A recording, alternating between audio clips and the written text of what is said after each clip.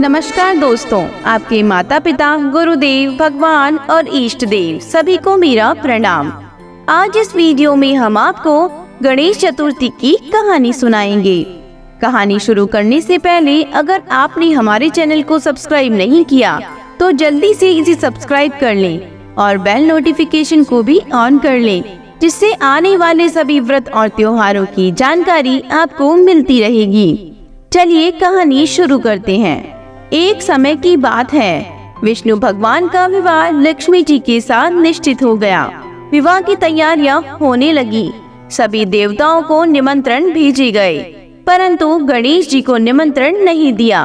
कारण जो भी रहा हो, अब भगवान विष्णु की बारात जाने का समय आ गया। सभी देवता अपनी पत्नियों के साथ विवाह समारोह में आए। उन सब ने देखा कि गणेश जी कहीं दिखाई नहीं दे रहे। तब वे आपस में चर्चा करने लगे, क्या गणेश जी को नहीं न्योता है या स्वयं गणेश जी ही नहीं आए। सभी को इस बात पर आश्चर्य होने लगा। तभी सबने विचार किया कि विष्णु भगवान से ही इसका कारण पूछा जाए। विष्णु भगवान से पूछने पर उन्होंने कहा, हमने गणेश जी के पिता भोलेनाथ महादेव को न्योता भेजा है। यदि गणेश जी अपने पिता के साथ आना चाहते तो आ जाते, अलग से न्योता देने की कोई आवश्यकता भी नहीं थी। दूसरी बात यह है कि उनको 1.25 मन मूंग, 1.25 मन चावल, 1.25 मन घी और 1.25 मन लड्डू का भोजन दिन भर में चाहिए। यदि गणेश जी नहीं आएंगे तो कोई बात नहीं, दूसरे के घर जाकर इतना सारा खाना पीना अच्छा नहीं लगता। इतनी वार्ता कर ही रहे थे कि किसी ने सुझाव दिया, यदि गणेश जी आ भी जाएं तो उनको द्वार पर बनाकर बैठा देंगे और उन्हें घर का ध्यान रखने के लिए कह देंगे। आप तो चूहे पर बैठकर धीरे धीरे चलोगे तो बारात से बहुत पीछे रह जाओगे। यह सुझाव भी सबको बहुत पसंद आया, तो विष्णु भगवान ने भी अपनी सहमति दे दी। होना क्या था, इतने में गणेश जी वहां आ पहुँचे और सबने सुझा बुझा कर घर की रखवाली करने गणेश जी को बैठा दिया। बारात चल दी। तब नारद जी ने देखा गणेश जी तो दरवाजे पर ही बैठे हुए हैं, तो वे गणेश जी के पास गए और रुकने का कारण पूछा।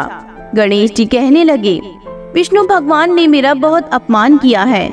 नारद जी ने कहा, आप अपनी मूषक सेना को आगे भेज दें तो वह रास्ता खोद देगी, जिससे उनके वाहन धरती में धंस जाएंगे। तब आपको सम्मान पूर्वक बुलाना पड़ेगा।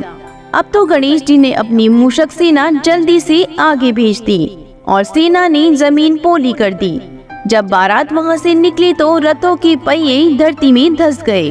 लाख कोशिश करने के बाद भी पहिए नहीं निकले। सभी ने अपने अपने उपाय किए, परंतु पहिए नहीं निकले, बल्कि जगह जगह से टूट गए। किसी की समझ में नहीं आ रहा था कि अब क्या किया जाए। तो नारद जी ने कहा, आप लोगों ने गणेश जी का अपमान करके अच्छा नहीं किया। यदि उन्हें मना कर लाया जाए तो आपका कार्य सिद्ध हो सकता है और यह संकट टल सकता है। शंकर भगवान ने अपने दूत नंदी को भेजा और वे गणेश जी को लेकर आए। गणेश जी का आदर सम्मान के साथ पूजन किया। तब कहीं रथ के पहिए निकले। अब रथ के पहिए निकल तो गए, परंतु वे टूट फूट गए, तो उन्हें सुधारे कौन। पास के खेत में खाती काम कर रहा था, उसे बुलाया गया।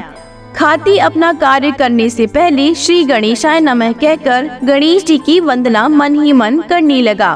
देखते ही देखते खाती ने सभी पहियों को ठीक कर दिया। तब खाती कहने लगा, हे देवताओं, आपने सर्वप्रथम गणेश जी को नहीं मनाया होगा और ना ही उनकी पूजन किया होगा, इसलिए तो आपके साथ ये संकट आया है। हम तो मूर्ख अज्ञानी हैं, फिर भी पहले गणेश जी को पूजते हैं, उनका ध्यान करते हैं। आप लोग तो देवतागण हैं, फिर भी आप गणेश जी को कैसे भूल गए। अब आप लोग भगवान श्री गणेश जी की जय बोलकर जाएं, तो आपके सब काम बन जाएंगे और कोई भी संकट नहीं आएगा। सभी देवताओं ने गणेश जी की जय बोलकर वंदना की और बारात वहां से चल दी और विष्णु भगवान का लक्ष्मी जी के साथ विवाह संपन्न करा के सभी सकुशल घर लौट आए। हे गणेश जी महाराज, जैसे आपने भगवान विष्णु और माता लक्ष्मी का काम साधा, वैसे आपकी पूजा करने वाले, व्रत करने वाले, इस कहानी को सुनने वाले सभी की मनोकामना पूरी करना। सब पर अपनी कृपा बनाए रखना। बोलो ओम गण गणपते नमः।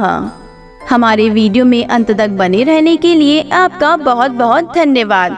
अगर आपको कहानी पसंद आई हो तो अपने परिजनों और दोस्तों के साथ इसे ज्यादा से ज्यादा शेयर जरूर करें।